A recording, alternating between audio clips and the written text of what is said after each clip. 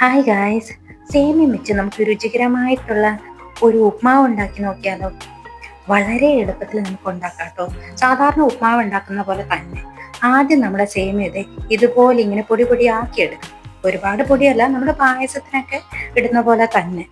ഇനി അതൊന്ന് ബട്ടറിൽ നെയ്യിലിട്ട് നിങ്ങൾക്ക് വറുക്കാം. എനിക്ക് നെയ്യ് ഇഷ്ടമല്ലാത്തതുകൊണ്ട് ഞാൻ ബട്ടറിലിട്ട് ഒന്നിങ്ങനെ ഒരു ലൈറ്റ് ബ്രൗൺ കളറൊക്കെ ആവുന്നത് വരെ ഇതുപോലെ ഇങ്ങനെ വറുത്തെടുത്ത് മാറ്റി വെക്കണം. ഇനി ഒരു പാനിലേക്ക് കുറച്ച് വെളിച്ചെണ്ണ ഒഴിച്ച് കടുക് പൊട്ടിച്ച് അതിനകത്തേക്ക് ഉഴുന്നും വറ്റൽമുളകും പിന്നെ നമ്മുടെ കറിവേപ്പിലയും കുറച്ച് നട്ട്സും കൂടെ ചേർക്കുക. നട്ട്സ് ചേർത്ത് കഴിഞ്ഞാൽ നല്ല ടേസ്റ്റ് ആയിരിക്കും കേട്ടോ.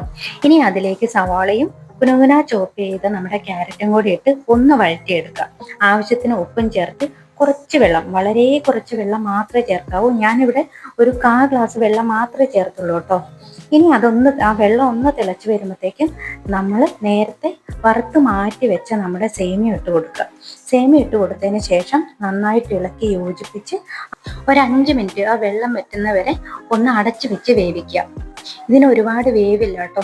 ഇനി നമ്മുടെ തേങ്ങയും കൂടി ചേർത്ത് കഴിഞ്ഞ് കഴിഞ്ഞാൽ ഒരു 2 മിനിറ്റ് അടച്ചു വെച്ച് ഒന്നും കൂടി ഒന്ന് വേവിച്ചതിന് ശേഷം നമുക്കിത് എടുത്ത് ചൂടോടെ വിളമ്പാം. നല്ല ടേസ്റ്റുമാണ്, കുട്ടികൾക്കെല്ലാം ഇഷ്ടപ്പെട്ടു കേട്ടോ. എന്തായാലും എല്ലാവരും ഒന്ന് ട്രൈ ചെയ്ത് നോക്കണം.